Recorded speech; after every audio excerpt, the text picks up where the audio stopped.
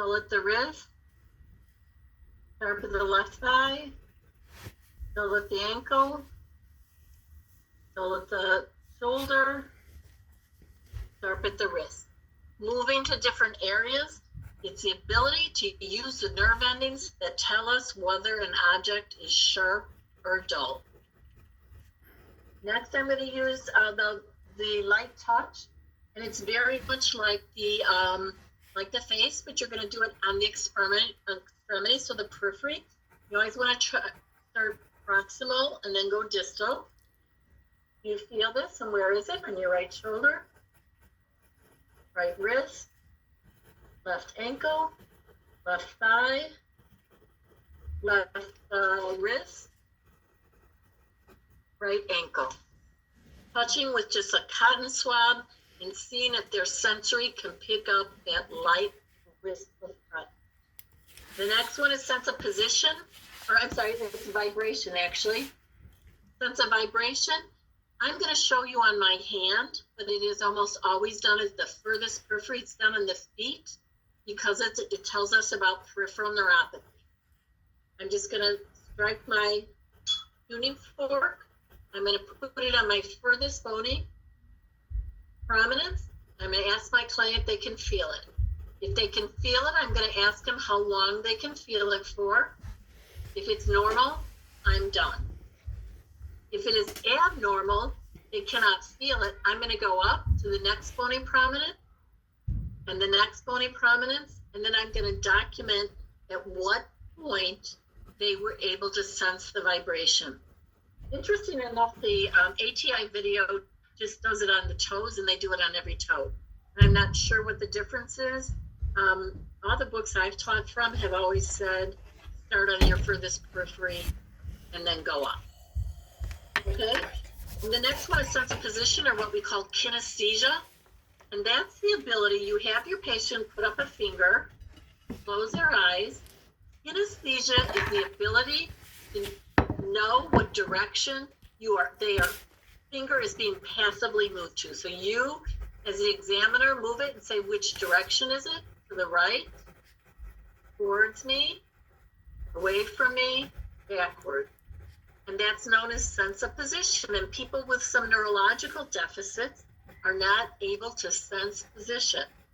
Okay? Next is stereognosis. I'm going to tell my client, I'm going to put something in your hand, close your eyes. I want you to feel it and tell me what you're feeling. I'm going to put a penny in their hand, give them a second. And if they identify it as a penny, that's called stereognosis. If they say, feels to me like a paperclip, that's called astereognosis. Okay? Graphesthesia, I'm going to take an object, like I'm going to use my padded Q-tip.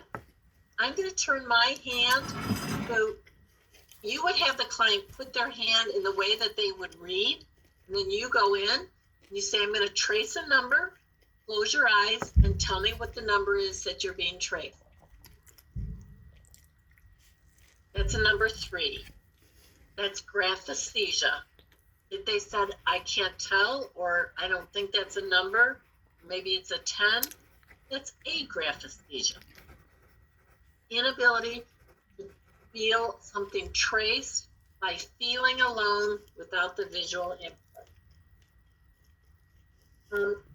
The last thing, and this one is the hardest to describe because you really need an instrument to do it, but I'm just going to tell you the point for it. 2-point discrimination, all it shows us is that at our very periphery, we can discriminate 2 points that are very close together, like 8 millimeters. But the further we go up, our nerve endings cannot discriminate as well. They're not as sensitive, and you have to move your points apart. So when you do it, you start down and you say, okay, is this 1 or 2 points?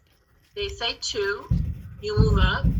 They say 2, you move up. When they say 1, then you make it wider. And you document at what point they no longer felt 1, but they felt 1, it no longer felt 2, and how much wider you made it. And actually, there are calipers used to do that. It's just to show that you can discriminate very well at your fingertips and not as well the furthest you go up. And that is it for sensory. So now you've almost totally completed your neurological assessment. The last thing we're going to do is reflexes. I'm going to show you, I don't like the ATI video for one reason. I don't think she gets a good reflex on her client. So for some reason, I'm very hyper-reflexive. I can do reflexes anywhere, no matter where I'm at. So I want to show you what the reflex would look like so you have an idea since we can't do it in the lab. First, I'm going to start with the biceps reflex.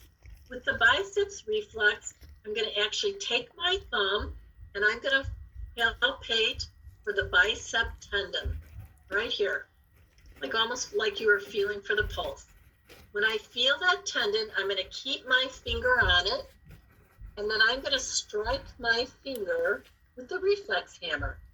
Since I can't do that, I'm going to do it without, but I can actually get the movement just by doing it like this. So I'm going to strike the bicep tendon. You see how it turns the hand? That's the reflex for the bicep. And it's a very small movement. Remember, when we grade our reflexes, it's on a 0 to 4+ scale. 2+ is normal. And it's not the amount of movement. As you'll see in the video, some people have a little tiny movement and some have a lot of movement. It's the briskness of it. So is it a little tiny movement that goes like this or a little tiny movement that goes like this? Is it a big movement that goes like this or a large movement that goes like this? Okay? It's the briskness of the reflex. 2+ is normal. So it's objective, but it's a little subjective by the person that's doing it. Next, I'm going to do the triceps. The triceps, you would have to hold your client's arm right like this underneath and let it dangle down. You're going to feel above the elbow at the little groove there. You're going to take the pointy end of your reflex hammer and you're going to strike it. And the arm should extend. And that's a positive tricep. Okay? And lastly would be the patellar or the quadriceps. And that's the one you're probably most familiar with because you probably had it done. That's on the knee. I don't know if I have room to do it here. But on the knee, all you're going to do is you're going to strike the knee right below the kneecap, a little opening here, with the flat end of your hammer. And the leg should swing forward. Okay? And those are your reflexes. If you cannot elicit a reflex on a client, you do what's called reinforcement. And reinforcement means that you activate a muscle group above where you're testing to distract your client. So if I'm doing the biceps and the triceps, I'm going to tell them to clench your teeth. It's a distraction. If I want to do the patellar, I'm going to ask them to lock their fingers and pull. And it just acts as a distraction so you get a better reflex. Okay? That is it for the entire musculoskeletal neuro. What kind of questions do you have for me? Any questions? You're pretty good? Okay. What I'm going to do is I'm going to show the ATI video, the neurological one, and I'm going to talk you through it because I want you to use it. I like this video. Interesting enough, the way that the order in which they do their neurological assessment is not the same order that we do it in. And our books have all done it in specific orders. So I'm not sure why ATI does it different, but don't let that throw you. Their highest and lowest are the same. They just mix a couple in between. So I'm going to share that screen with you, give you an idea, and I want to just narrate a little bit of the video. Let me say yes or no when I have this up, whether or not you're seeing it. Are you seeing the video? Yes. Okay, excellent. Okay, I'm going to start it, and I'm just going to tell you the certain things that I want you to pay attention to. since we cannot do it in the lab. Okay, so it starts out, they're just going to say there's 6 steps to a neurological assessment. You can't hear it, right? Okay. So mental status, she's just telling you mental status is first. Balance, that's the Romberg. This is cranial nerves. She's doing 7. This is muscle strength. This is sensory function. And this is reflexes.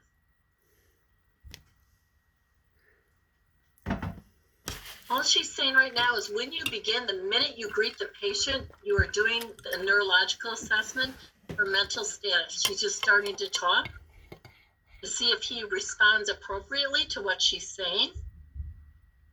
He's alert, he's looking at you, he's making eye contact.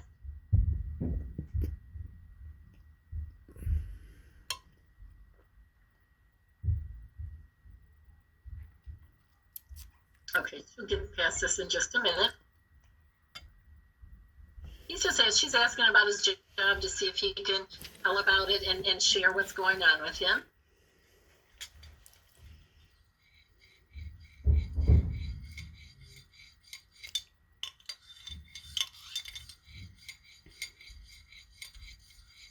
It's just saying she's doing mood, affect, looking at how he's sitting. Is he relaxed?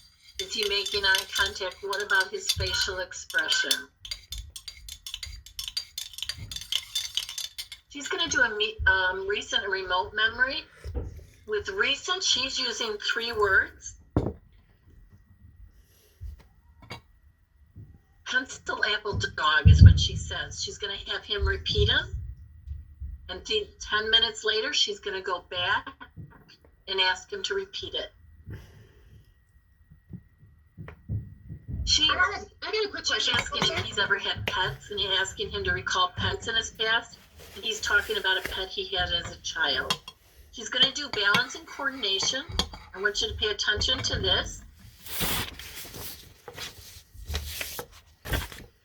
She's just assessing his gait right now. That's being smooth and coordinated. She's doing tandem walking, noticing that his arms stay by his side. He doesn't need them to stay balanced. He's actually having him do heel and toe walking, which is done quite a bit during a neurological.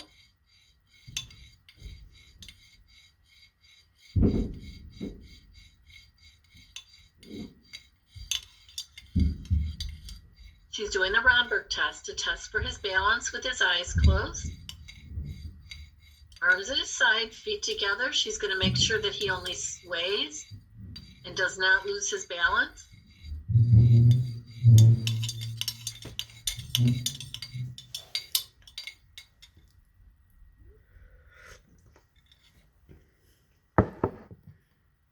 She's going to do rapid alternating movements now. Upper extremity coordination. He's doing rapid alternating movements. Now she's doing finger to thumb.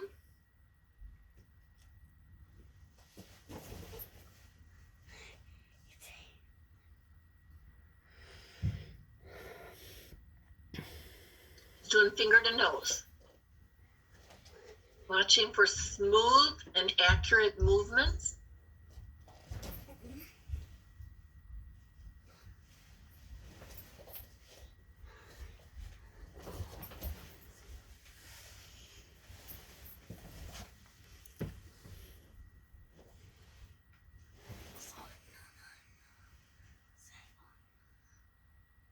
He's going to do heel to shin now. I just want you to watch how he does it. He's holding on, which is fine.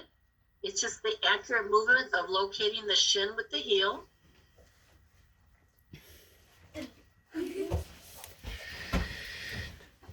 He's going to do the cranial nerves now, and she's going to use, she's going to start with cranial nerve 1, and she's going to use the scent of lemon.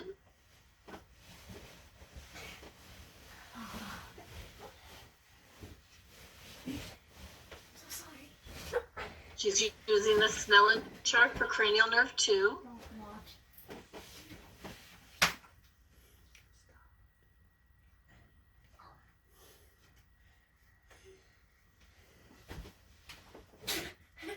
Doing cranials 3, 4, and 6. She's starting with Perla. Out. Both of you. Out.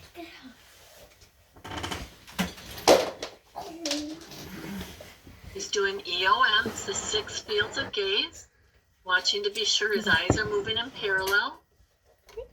Go.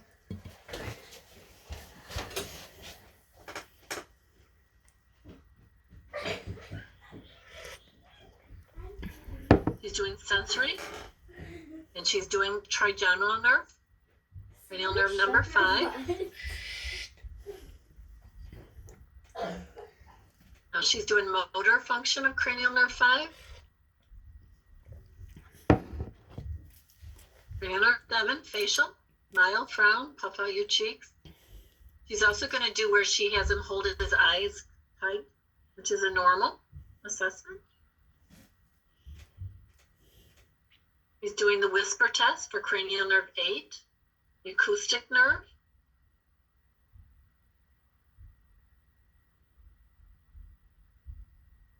He's doing rise and fall of the uvula for 9 and 10, vesopharyngeal and vagus nerve, and swallow.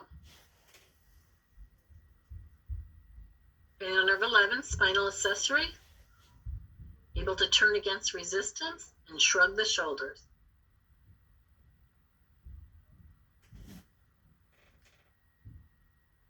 Cranial nerve 12, and now she's going to have him say light, tight, dynamite.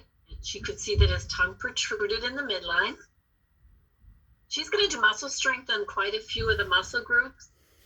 We're just going to basically, in our lab, do upper, lower, but you're free to do any of these muscle groups for upper, lower extremity strength. So this is the shoulders.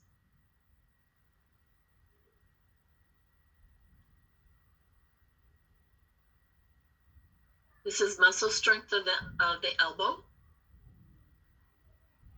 You want to do that, that would be acceptable. And this is muscle strength of the hand.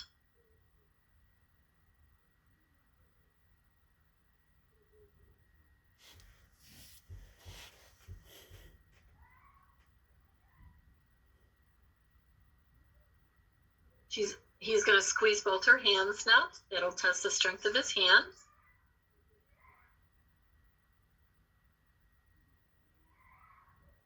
He's going to do the hips now.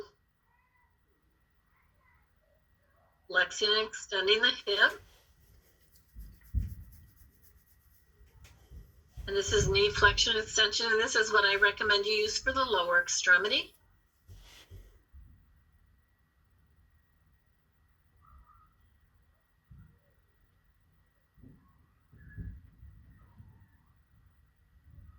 And this is the ankle, flexion and extension. She's using its range of motion. She's using it for strength. And she's doing sensory.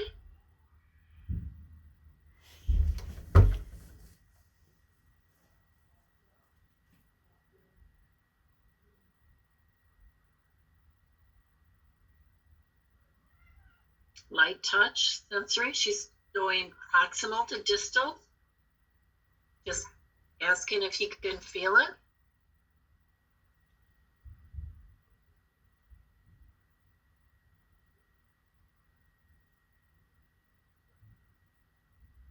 And you can do this with your checkoff for sensory of the lower extremities, is what we have on ours.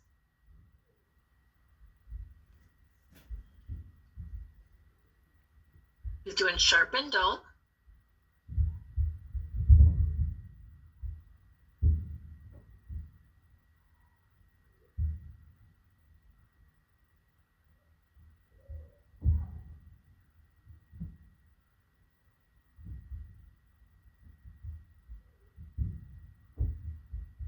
Sharp and dull still.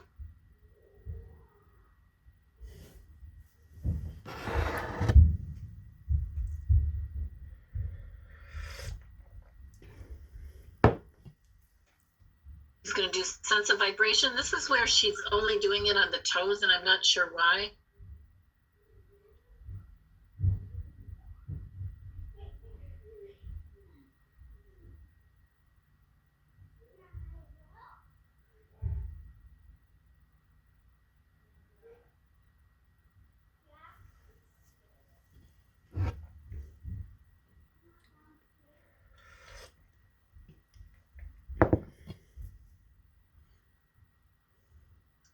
I just want you to see two of the deep tendons, and I'm going to stop it. She doesn't do patellar, but I just want you to see how to do the bicep tendon.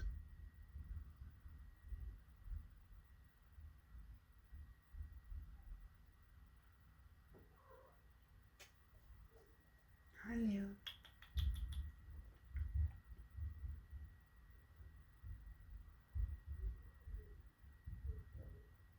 She's going to do, she's doing the brachial radialis. We're not doing that one. It gives you an idea of how many places you can complete a reflex.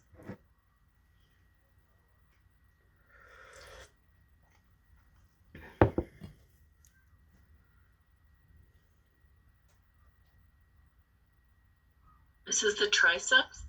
This is the one that she doesn't get a very good reaction, but the arm should extend at the elbow. There you go.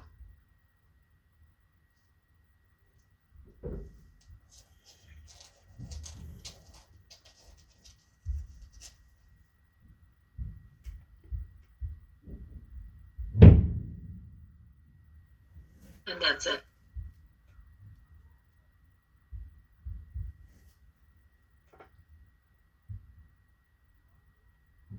Okay, so I just wanted you to see that with me narrating it so that you could get an idea of what, what we're trying to do. And they do more in that video, but I think it's well done. I wanted to tell you, for your checkoff where you're going to make the videotape for this week, I want you to look in your packet because it looks long, but when you sum it up, it is not that long. It is nothing more than inspection and of an upper and lower, major and minor joint. We discussed that you could probably use the elbow and the wrist and the knee and the ankle for symmetry, contour, and range of motion, upper and lower. It's actually inspection and palpation would be a range of motion. You're only going to do sensory function of the lower extremities. That's where I recommend going with the cotton ball. And remember, you're going proximal to distal. Muscle strength, upper and lower extremities. Assess for gait and coordination. Have your client up and walk 12 feet. And then I want you you do not have to do cranial nerve 1 and 2. You're going to do 3, 4, and 6, 5 and 7, 8, 9, 10, and 11. And then that's all. You're done. And again, if you don't have the equipment you need, I was going to show you one thing. I've seen practitioners do this, but I've never done it. I don't know, Professor Augustin, did you ever do this? But I've seen practitioners do it. I use the part of their stethoscope as a reflex hammer. As a reflex hammer, yeah, I have. So, Yes. I mean, you might want to practice with that. You can just use the edge. It's not something I've ever done. I've just seen it being done. And now I'm thinking, well, you got to use what you got. Yeah, I've seen it done in the emergency room for a quick neuro assessment, especially with For a quick neuro like a assessment. patient who's stroking or if we have a bleed. They'll do a Excellent. quick neuro assessment. Okay, excellent. So there you go. So that is it. Was that helpful to you at all in knowing that you're going to make it through this lab? Yes. I sure hope it was. You guys look awful tired. I know this has been extremely stressful. We're getting together as a team to see what we're doing next week because in the lab, we were actually going to practice the head to toe. We're going to try, though it hasn't worked so far. I think our videotaping capabilities are being squished by us using too much with our computers. But we'll try to have someone that we can show it to you on. But we'll practice it. And if we're still in our homes in week 7, I'll just ask you to put it on a video. Okay? Any questions? Yes, Professor. So I made I marked sensory on lower extremities proximal to distal, and I marked Right. the cranial nerves, but I forgot what else you said that we need to make a video of in addition to those two. Oh, just the upper and lower extremity joints, a major and minor for contour, symmetry, range of motion. Professor, it's this whole week 4 competency, right? Yeah, it's the week 4 competency in your lab pack. And it looks so expensive, but it's not. And that's what I want to stress to you. Yeah, this, It's just your basic, quick neurological assessment. Do you have it there, Amina, in your lab pack? Yeah, I marked it. So look under week 4 at the on the back. Or actually, you could look under week 5. The company's probably in there. Maybe on the back. Actually, on the back of week 4. Okay, let me see. It looks daunting, but it's not. Oh, I see. Bilateral inspect, 1 major, 1 minor upper extremity joint 4. Okay, bilateral inspect. Right. Okay. And by what day is the video due for submission? You have 7 days. Oh, 7 okay, days from 7 today. days. I'll give you the entire 7 days. And how do we send this to you? I'm going to put a Dropbox in Canvas, and there's a way to download a video. If you don't know how to do that, if it doesn't work, you can email it to me or Professor Augustin, either one of us. Or if you want to do it on YouTube, you can just send us a link. Okay. and when, I'm sorry, Professor, when did you say? By when? Next Thursday. You have an entire week. Next Thursday. That's good. So we can focus on the exam this weekend and then Focus on the exam. And then next week, I think we're just going to focus on learning your head to toe. I'm just going to have to think about how we're going to do that. I had a student last session that did the most perfect head to toe assessment that I have ever seen a student do. And I asked her if she'd be videotaped, and she said yes, and we never got it done. And what I would do to have that in my hands right now, procrastination. Too late. Happens to the best of us. It happens to the best of us. You're going to find that there's a lot, if you go on YouTube, you are going to find a lot of Chamberlain students put their head to toe on there. But we've actually, our format is a little different, but you can look it up. I just can't guarantee any of them are really, really good. I haven't taken the time to look. All right. Mm-hmm. All right. Thanks, Professor. Well, Thank you so much. Thank you for letting me into your home 2 nights in a row. We have to do funds now. Yeah, enjoy. That's right, you have 2 hours of fun. Okay, well, I'm going to let you go. And I will see you. Please email me with any concerns. Mr. Augustin's there for you too. Absolutely. And hang in there, guys. Yep. Together we can do this. I truly Absolutely. believe it. Thank you. Okay, Thank you so much. Good night, you guys. Thank you. Miss you guys. Good night. Bye. Good night. Professor, Yes. Yes. I just, well, both of you. So, when it comes to the wrist, you said flex, extend, and then what did you call this? It's just called sideways deviation. Side to side. Sideways deviation. Side Okay. to side deviation. Side to side deviation. And then for the elbow, Sometimes for the radial elbow, you over said deviation. supination, Uh-huh. flex, And then pronation in the hand. also like this. Correct. And that covers So that one covers with the palm upper. up, one with the palm up, Mhm. and one with the palm down. Okay. Okay. So that covers the upper major and minor. It does. Okay. Okay. And then When you go to the knee, you just have flexion extension. And if you're having somebody sit down, they can just flex and extend it. If they were standing, they put it back further. And then you do the ankle, which is just dorsiflexion, plantar flexion. That's it.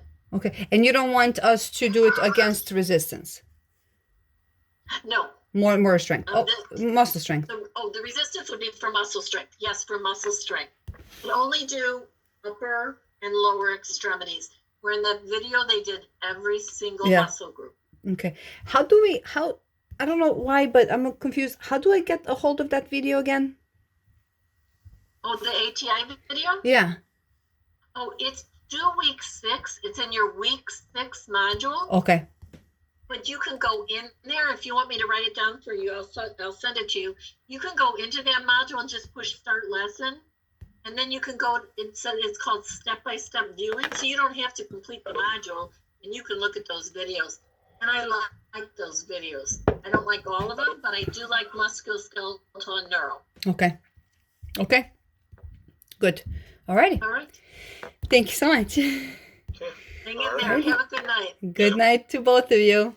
See you Good soon. night. Stay healthy. Good, You you too. also. Yep. Good night, John. Good night.